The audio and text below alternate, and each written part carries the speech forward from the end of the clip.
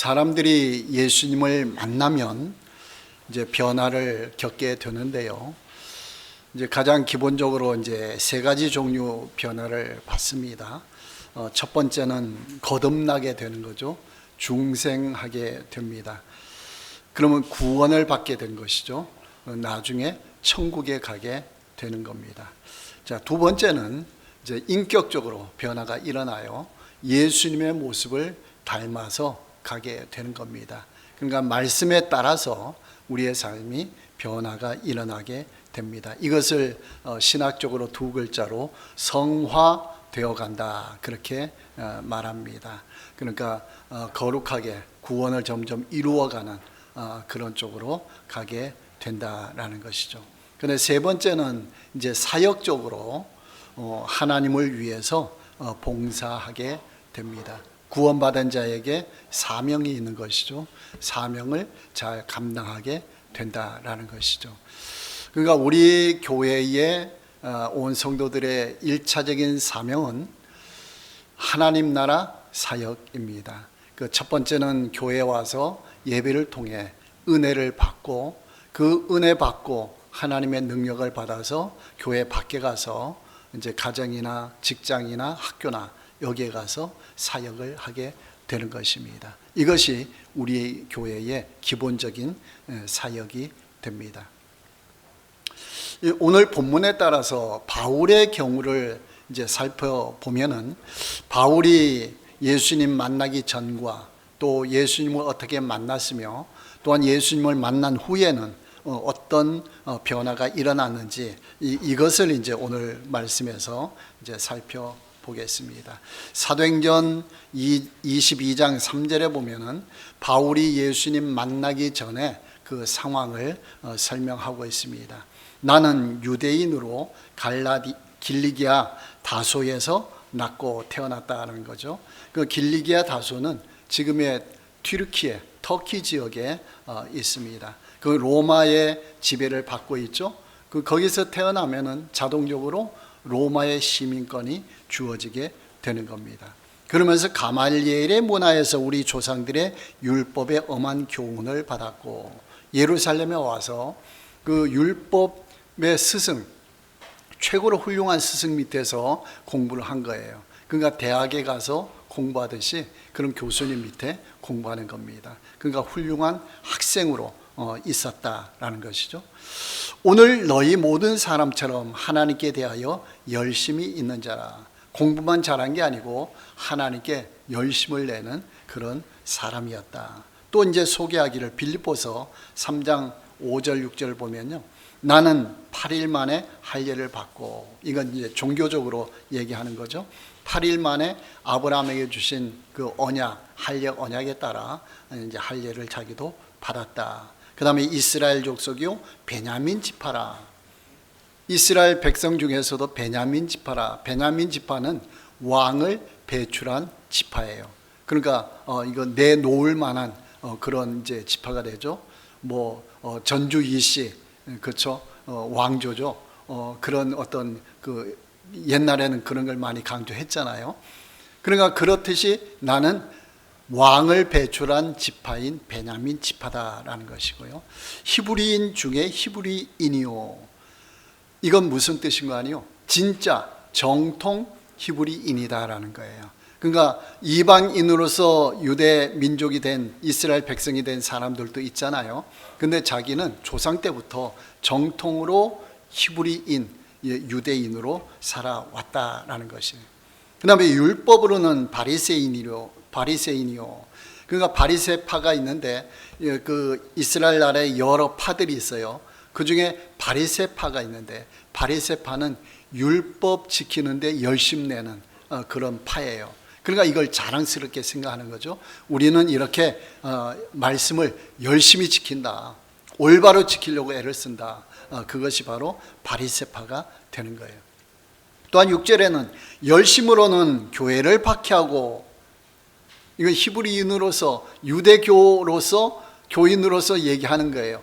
저 예수 믿는 사람들 교회는 안 되는 것이다. 저거는 이단이다. 그 당시엔 그런 식으로 생각했던 거예요. 그래서 교회를 박해했다. 이걸 자랑스럽게 그때는 생각한 것이죠. 율법의 의로는 흠이 없는 자라. 그러니까 율법의 말씀에 기록된 것은 내가 다 지켰다, 그런 말이에요. 그런데 여러분, 세마 공식에 따르면은 그 유대인들이 율법을 제대로 지켰어요? 안 지켰죠? 바리새파가 율법을 열심히 지켰는데 올바로 지켰어요? 못 지켰어요. 왜 못 지켰죠? 마음으로 지키지 못했기 때문에, 마음의 말씀을 간직하지 않았기 때문에, 믿음이 생기지 않았고 마음으로부터 하나님을 섬기는 게 약했던 거예요. 여기에 이제 근본적인 문제가 있는 거죠. 근데 그 당시에는 이 바울이, 이 사울이죠. 그 당시에는 사울로 불렀죠. 사울이 나는 율법으로는 흠이 없는 자다, 그렇게 감히 이야기를 했다라는, 그만큼 이게 잘못되어 있는 그런 상태를 보여주는 거예요. 그래서 사도행전 7장 58절에 보면은 스데반 집사님이 이제 순교하는 장면인데, 성 밖으로 내치고 돌로 칠세, 스데반을 그렇게 했다는 거죠. 증인들이 옷을 벗어 사울이라 하는 청년의 발 앞에 두니라 했습니다. 이 증인들이 사울을 지금 순교시키는 거예요, 돌로 쳐가지고. 근데 그 치는 사람들이 옷을 벗어서 사울의 발 앞에 뒀다. 이것은 사울이 큰 역할을 했다, 그런 거예요. 거기서 어떤 두목 역할을 했다, 그런 의미가 되는 거예요. 그러니까 그 정도로 열심으로 자기는 하나님을 섬기는 것이 이렇다라는 것이죠. 그러니까 예수 믿는 사람들을 박해하고 붙잡고 죽이고 순교시키고 이런 일이 발생하게 되었다라는 거예요. 자, 그래서 사도행전 8장 1절에서 3절 보면요, 사울은 그가 죽임 당함을 마땅히 여기더라. 그는 스데반이에요. 스데반 집사님이 그렇게 돌로 쳐 죽임 당했는데 맞다, 당연히 그렇게 해야 된다, 이런 생각을 갖고 있었다는 거예요. 그리고 나서 막 교회의 박해가, 예루살렘 교회의 박해가, 유대인들을 통해서 박해가 일어났는데 막 흩어지는 거죠. 그러니까 교회를 잔멸했다 그랬어요. 사울이 잔멸했다는 말은 뭐예요? 남아있는 사람들을 붙잡아다가 집에 찾아가서 붙잡아다가 감옥에 막 넣었다, 그런 말이에요. 그것도 모자랐어요. 사도행전 9장 1절 2절로 보면은 사울이 주의 제자들에 대하여, 예수 믿는 사람들이죠, 여전히 위협과 살기가 등등하여 대제사장에게 가서 다메섹 여러 회당에 가져갈 공문을 청하니, 다메섹은 이스라엘을 좀 벗어난 지역이에요. 거기에 숨어 있는, 피해 있는 사람들한테 쫓아가서 붙잡아 오겠다는 거예요, 예수 믿는 사람들을. 얼마나 열심히 해요, 이 사울이. 그래서 그 사람들을 붙잡아다가 예루살렘에 잡아와서 감옥에 넣겠다. 그래서 교회를 아예 없애겠다. 그러니까 이 바울이 한 개인이 아닌 거예요. 그냥 유대인들을 대표해가지고 막 활동하는 거예요. 그런 일을 했던 사람이다라는 거죠. 그런데 이 바울이 예수님을 만나는 거죠. 예수님을 직접 만나니까 변화의 역사가 일어나는 거예요. 그 우리도 예수님을 만나면 변화가 일어나는 거예요. 예수님을 만나기 전은 저걸 어떻게 해, 저거 힘들어, 어떻게 해, 저걸 할 수가 없어, 그러면서 부정적으로 생각했던 것이 딱 만나고 나면은 모든 것이 다 긍정적으로 바뀌는 거예요. 자, 바울이 어떻게 예수님을 만나는가? 사도행전 9장 3절부터 보면 나와요. 다메섹에 이제 공문을 가지고 예수 믿는 사람들을 붙잡으러 가는 거죠. 가다가 다메섹 가까이 갔을 때에 하늘로부터 빛이, 밝은 빛이 비쳤어요. 얼마나 밝은 빛인 거 아니에요? 이 사울의 눈이 멀어버렸어요. 너무나 밝아가지고 아무것도 못 보는 그런 상태로 된 거예요. 그러면서 음성이 들려요. 사울아, 사울아, 어찌하여 나를 핍박하느냐? 누가 말씀하셨을까요? 예수님이 여기 나타나신 거예요, 바울에게. 그랬더니 이 바울이 누군지 모르죠? 주여 누구시오니까? 너무나 강하기 때문에 주라고 표현 썼어요. 주여 누구시오니까? 그랬더니 예수님이 뭐라고 했죠? 나는 내가 박해하는 예수라 그랬습니다. 이 바울이 교회를 박해하고 핍박하고 믿는 자들을 핍박하고 잡아가고 그랬는데 결국 누구를 핍박한 거예요? 예수님을 핍박한 거예요. 그러니까 사람들을 함부로 대하면 안 돼요. 믿건 믿지 않건 모든 사람들은 하나님이 창조한 하나님의 형상을 입은 사람들이에요. 동물하고는 달라요. 그러니까 사람을 함부로 대하면 하나님을 욕되게 하는 거예요. 또 믿는 자들을 함부로 대하면은, 욕하고 대하면은 예수님을 욕하고 함부로 대하는 것과 똑같은 거예요. 그러니까 우리는 조심해야 된다라는 거예요. 자, 그러면서 예수님이 말씀하시기를, 자, 일단 다메섹 시내로 들어가라. 너를 도와줄 사람이 있을 것이다. 그러면서 이 바울은 시내로 손에 붙잡혀서 들어갔는데 3일 동안 보지도 못하고 음식도 못 먹고 그런 상태로 지내는 거예요. 그때에 예수님께서 아나니아라는 예수 믿는 사람을 찾아가요. 다메섹에 있는. 찾아가서 뭐라고 말하는 건 환상 중에 가르쳐줘요. 자, 유다의 집에, 다메섹에 있는 유다의 집에 사울이라 하는 사람이 있다. 네가 찾아가서 그를 도와주라 그래요. 아나니아가 사울 소식을 들었거든요. 어떤 소식 들었죠? 교회를 없애려고 하고 예수 믿는 사람을 붙잡아 간다. 예수님, 이 사람이 우리를 붙잡으러 오는데 어떻게 내가 거기 가서 그를 만납니까? 그렇죠? 그렇게 이제 얘기하는 거예요. 그러면서 예수님은 이 사울이 기도하는 중이다. 지금 3일 동안 밥도 못 먹고 보지도 못하고 기도하는 중이다. 그러면서 하시는 말씀이 내가 그에게 환상을 보여줬다라고 했어요. 그게 이제 9장 12절에 나와 있어요. 그가 사울이 아나니아라 하는 사람이 들어와서 자기에게 안수하여 다시 보게 하는 것을 보았느니라. 그 하나님이 아나니아에게 환상으로 가르쳐 주면서 사울에게도 환상을 보여준 거예요. 거기서 기도하고 있는 중에 예수님이 환상을 줘가지고 아나니아가 와서 너를 안수기도 할 것인데 그럼 네가 보게 될 것이다. 이런 환상을 주신 거예요. 뭐가 비슷해요? 베드로가 고넬료 집에 갈 때 그 상황과 비슷하죠. 하나님께서는 베드로와 고넬료에게 기도 응답으로 환상을 보여주면서 만나도록 하나님의 역사를 이루도록 하셨죠. 그러니까 이 아나니아와 사울 사이에도 예수님이 개입해가지고 환상을 서로에게 보여주면서 이 문제가 해결되도록 바울을 변화시키도록 그렇게 하신다라는 거예요. 자, 그러면서 예수님이 하신 말씀이, 자, 이 사람은 내 이름을 이방인과 임금들과 이스라엘 자손들에게 전하기 위하여 택한 나의 그릇이다. 그러니까 복음을 전하기 위해서 내가 택했다라는 거예요. 그러니까 이 사울은 자기 나름대로는 하나님을 위해 열심히 일하려고 했는데 그게 교회를 박해하고 예수님을 핍박하는 쪽으로 갔었는데 예수님은 다 준비하고 있었던 거예요. 뭘로 준비하고 있었어요? 너는 나의 그릇이야.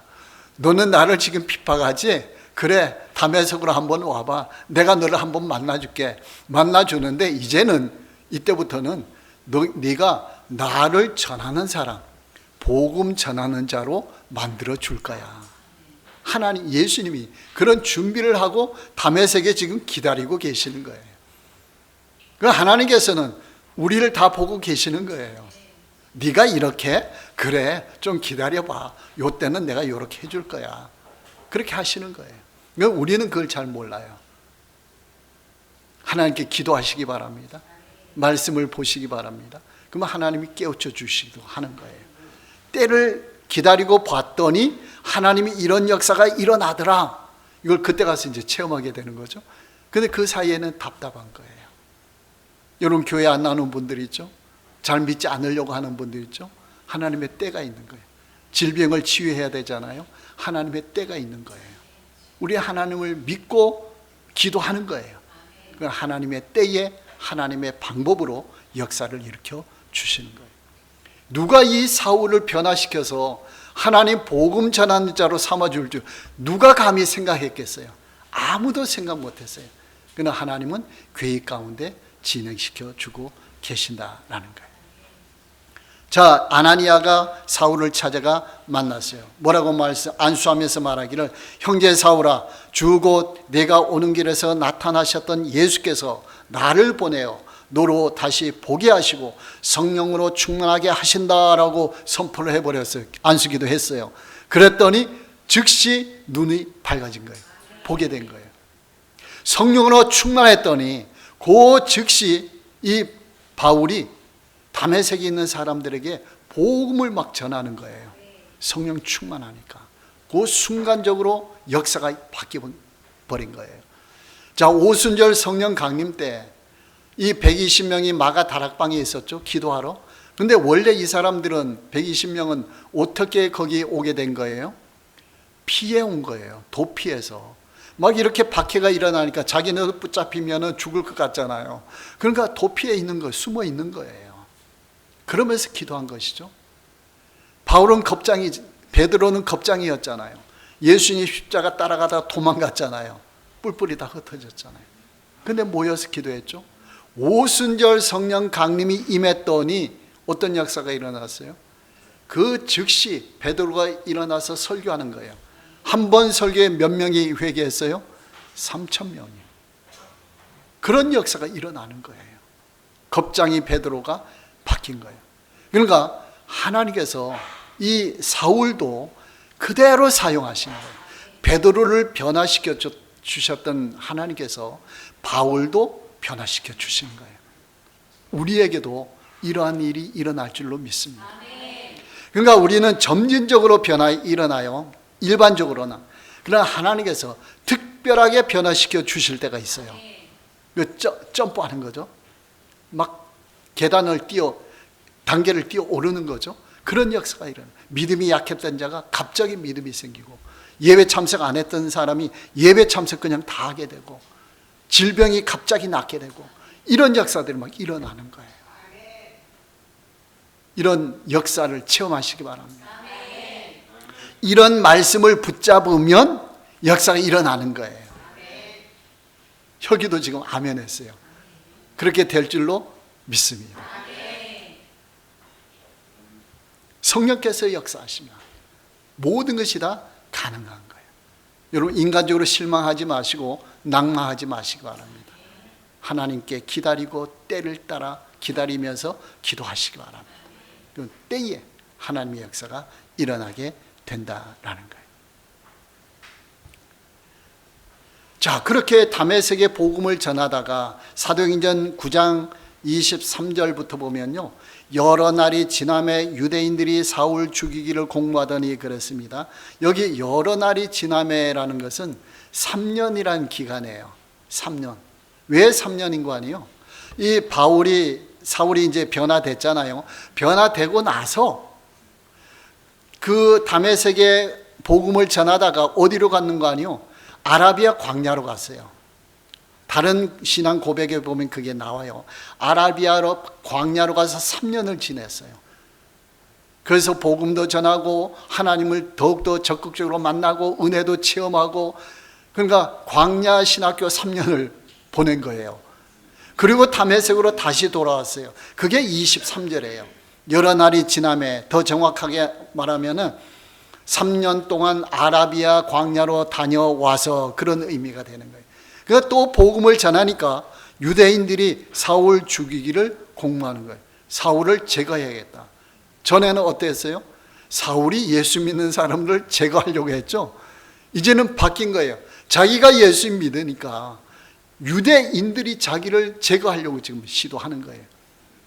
그랬더니 그의 제자들이, 아는 사람들이, 예수 믿는 사람들이 사울을 도피시키는 거예요. 성 밖으로 몰래 달아 내려가지고 도피하도록 만들었어요. 그 어디로 갔느냐? 예루살렘으로 간 거예요. 오히려 더 힘든 지역으로 갔죠. 자, 힘든 지역으로 가서 제자들을 만나려고 해요.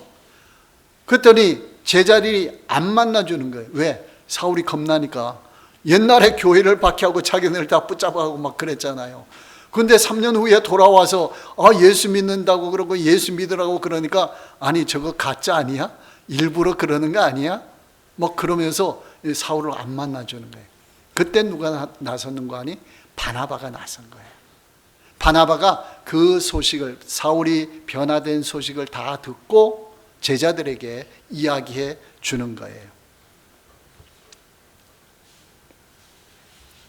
뭔 이야기 해줬느냐? 29장 27절에 보면은 바나바가 데리고 사도들에게 가서 첫 번째는 그가 길에서 어떻게 주를 보았는지, 예수님을 어떻게 만났는지를 얘기해 줬어요. 두 번째는 주께서 그에게 말씀하신 일, 이건 뭐예요? 너는 이방인의 복음 전하는 그릇이다. 그걸 얘기해 줬잖아요. 내가 택한 그릇이다. 이제 복음 전파하는 자가 될 것이다. 이걸 또 얘기해 주셨어요. 그 다음에 세 번째는 다메섹에서 그가 어떻게 예수의 이름으로 담대히 말하였는지를 전하니라. 요 세 가지를 바나바가 사도들에게 얘기해 줬어요. 그때서는 이 제자들, 사도들이 사울을 인정하게 된 거예요. 그러면서 이제 교제를 나누는 거예요. 근데 예루살렘에서 유대인들이 가만히 있지 않잖아요. 자꾸 사울을 죽이려고 하는 거예요. 그래서 바나바가 어디로 데리고 가는 거 아니요? 그 사울의 원래 고향인 길리기아 다소라는 도시로 다시 거기 가 있으라라고 했어요. 거기 가 있는 거예요. 그리고 나서 어떤 일이 있었는 거 아니요? 이 복음을 흩어진 예수 믿는 사람들이 복음을 막 전하는 거예요. 어디까지 갔느냐? 터키 지역의 안디옥까지 갔어요. 거기서 이방인들에게도 헬라인들에게도 복음을 막 전하는 거예요. 예수 믿는 사람들이 생겨요. 그 전까지는 유대인들에게만 복음 전했거든요. 이방인들이 안전하고. 그런데 안디옥에 가서 이방인들에게 복음을 전했더니 이 사람들이 예수님을 믿는 거예요. 예루살렘 교회가 그걸 듣고 깜짝 놀라가지고 저게 어떻게 된 거야? 그걸 가서 조사하러 보냈어요. 누구를 보냈는 거 아니요? 바나바를 보낸 거예요. 그 바나바가 가서 보았더니 정상적으로 예수님을 믿는 거예요. 진짜로 믿는 거예요. 그리고 그 교회의 바나바가 지도자가 되어서 도와주는 거예요. 그때 누구를 데리고 왔는 거 아니요? 사울을 데리고 왔어요. 사울은 지금 어디에 있어요? 고향 다소에 지금 머물러 있는 거예요. 거기로부터 사울을 데리고 와서 1년 동안 성경 교사 했어요. 일반 성도들을 가르침. 이방인들은 성경을 잘 모르잖아요. 그러니까 거기서 바울은 율법, 구약 성경을 연구했으니까 성경은 잘 알잖아요. 그걸 이제 예수님으로 바꾸기만 하면 되는 거예요. 바울은 그걸 바꿨거든요. 그러니까 성경을 아주 잘 가르치겠죠. 그때는 신약 성경이 없는 때잖아요. 구약 성경을 잘 가르쳤겠죠. 자, 1년 동안 했더니 성령께서 어떻게 했는 거 아니요? 바나바와 사울을 따로 세우라라고 했어요. 뭐 하기 위해서요? 선교하기 위해서 따로 세우라. 그 선교사로 이제 파송하는 거예요. 안수기도 하고 선교사로 파송하는데, 자, 사울이라고도 하기도 하고 바울이라고도 하기도 하죠. 그 이름이 같은 이름인데 사울은 유대식 이름이에요. 바울은 로마식 이름이에요. 같은 이름을 그렇게 다르게 부르는 거예요. 자, 그래서 1차 선교 여행을 떠나면서 이름을 바꿔 불러요. 사울에서 바울로 바꿔요. 왜 바꿨을까요? 그동안에는 유대인들 상대로 했거든요.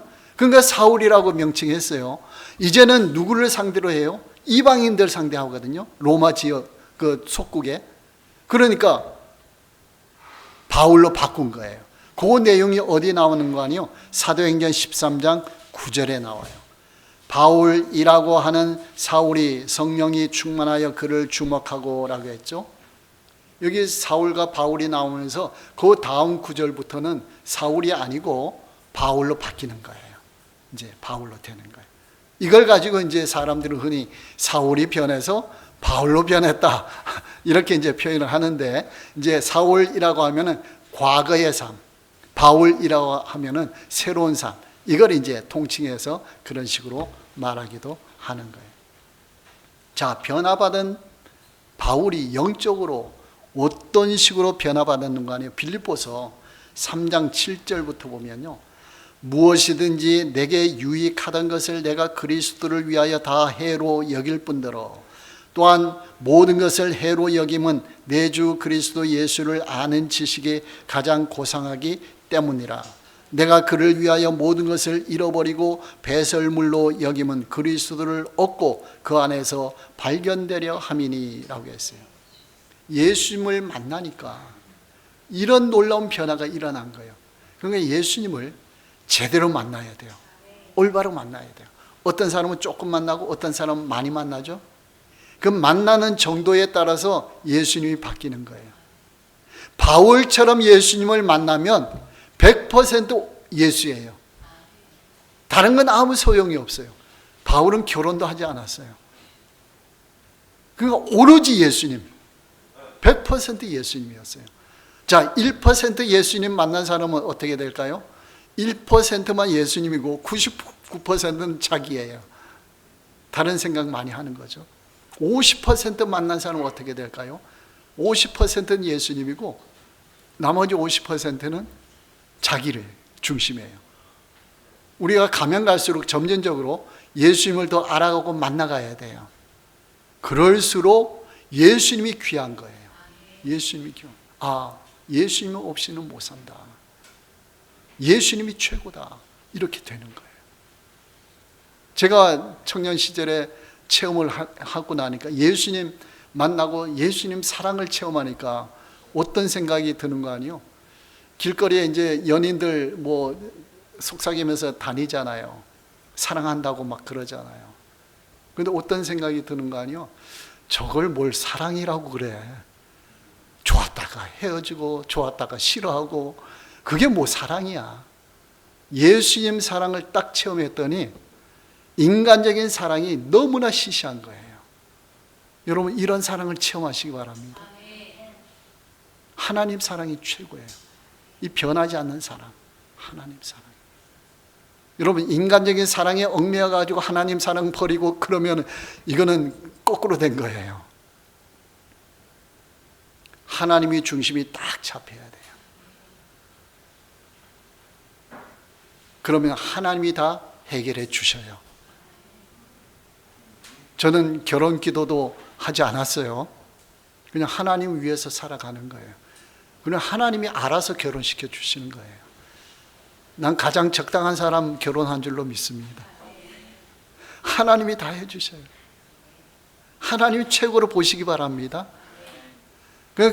지난주에 어린 아이가 엄마 품에 있는 것처럼 여러분 어리면 어릴수록 누가 책임져 주셔요? 부모님이 다 책임져 주시죠. 엄마가 다 책임져 주시죠. 여러분 부모님 품에 그냥 안겨버리셔요. 하나님 품에 그냥 안겨버리셔요. 하나님이 다 책임져 주셔요. 삶을 책임져 주셔요.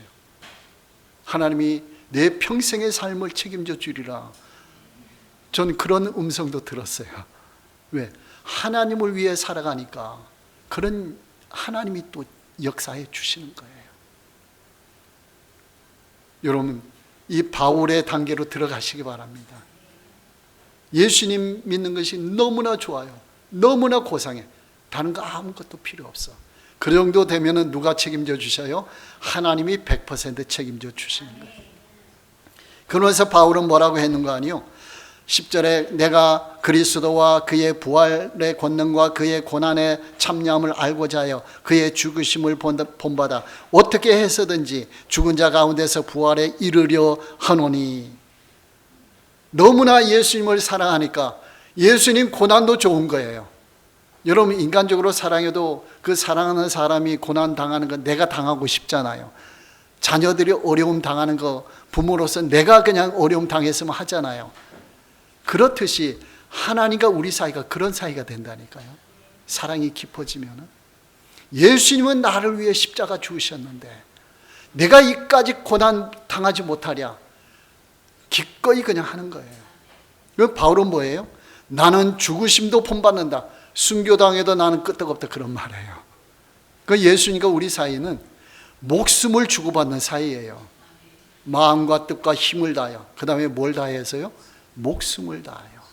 예수님이 우리를 위해 목숨을 다했는데 내가 목숨을 다해서 하나님 사랑하지 않으랴. 그런 관계가 된다라는 거예요. 여러분 이걸 체험하시기 바랍니다. 그러면서 뭐라고 하는 거 아니요?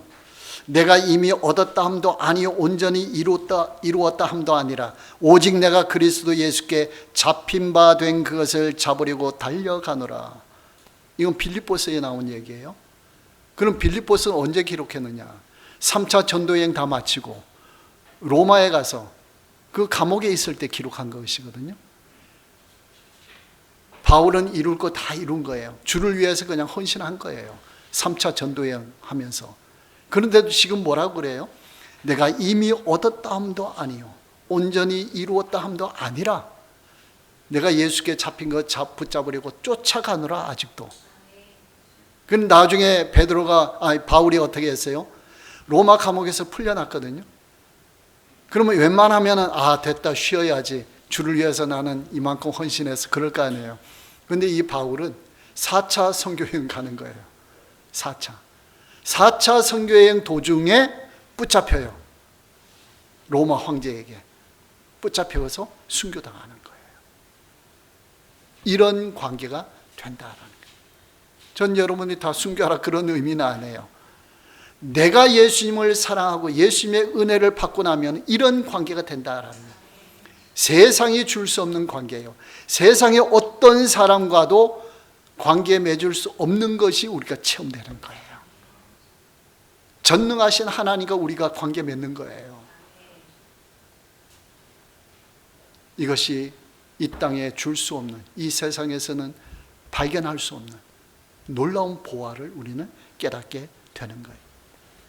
그래서 이 바울은 이러한 신념으로 가니까 초창기, 예수님 만난 초창기, 그 다음에 중반기, 그 다음에 인생의 말년, 그때 고백이 이렇게 나타나요. 고린도전서 15장 9절에 보면은 초창기예요. 나는 사도 중에 가장 작은 자라라고 했어요.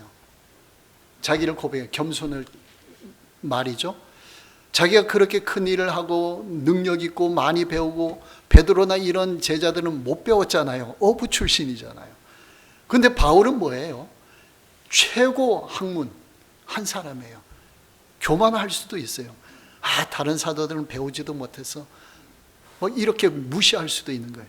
근데 어떻게 해요? 사도 중에 나는 가장 작은 자다. 예수님 만났을 때 이런 고백하는 거예요. 그 다음에 중반기에는 에베소서, 로마 감옥에서 썼다라고 했죠. 3장 8절에 모든 성도 중에 지극히 작은 자보다 더 작은 나라고 했어요. 사도들보다도 작은 것은 이해되는데 이 바울은 사도로서 전도를 많이 했잖아요. 자기가 교회를 세웠잖아요. 근데 그 중에 성도들보다도 자기가 못하대요. 더 작대요. 못하대요. 그만큼 바울의 신앙이 더 깊이 들어갔다는 거예요. 그 다음 말기에는 어떻게 했느냐? 디모데전서 1장 15절에 보면은 미보다 모든 사람이 받을 만한 이 말이요 그리스도 예수께서 죄인을 구원하시려고 세상에 임하셨다 하였도다. 내가 죄인 중에 괴순이라라고 했어요. 오늘 본문이죠. 죄인 중에 내가 괴수다. 괴수라는 말은 뭐예요? 두목이다 그런 말이죠. 죄인 중에서 내가 괴수다. 우리가 보통 생각할 때 예수님 만나고 그렇게 3차 전도 여행도 하고 감옥에 가서 고난도 당하고 그랬으면은 그만큼 교회를 많이 세우고 했으면은 야 나는 이만한 대단한 사람이야. 은근하게라도 이렇게 생각할 거 아니에요? 그런데 바울은 더 낮아졌어요. 죄인 중에 괴수다. 이게 신앙의 방향이 되는 거예요. 그러니까 우리가 신앙생활 오래 하면서 자꾸 고개를 쳐들잖아요.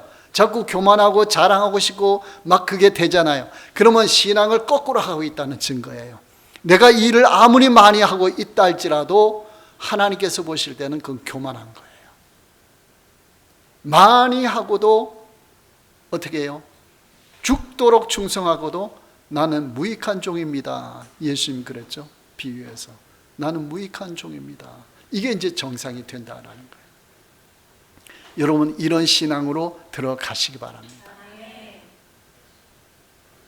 우리가 예수님을 만나고 알아가면 알아갈수록 벼가 익으면 익을수록 고개를 숙인다는 것처럼 신앙도 더 깊이 들어가면 들어갈수록 고개를 숙이게 되는 거예요. 누구 앞에서요? 하나님 앞에서. 여러분 그런 은혜와 축복이 있기를 바랍니다. 그러니까 바울이 그랬어요. 고린도전서 11장 1절에 내가 그리스도를 본받는 자가 된 것 같이 너희는 나를 본받는 자가 되라. 내가 예수님 본받고 가고 있다. 내 자취를 따라오면서 너희는 본받으라. 너희는 예수님을 잘 만나지 못하지 않느냐. 난 예수님 만나고 계속 만나고 있다. 내가 예수님을 따라갈 테니까 너희는 나를 따라와. 이런 의미가 되는 거예요. 우리가 이 바울의 선교 사역 이것도 본받아야 되죠. 하나님 나라 사역해야 되죠. 그리고 또 한 가지 본받아야 되는 것은 바울의 겸손해요. 하나님을 알아고 깊이 들어갈수록 더 겸손해졌다. 하나님 앞에서. 이것도 우리가 본받아야 된다라는 거예요.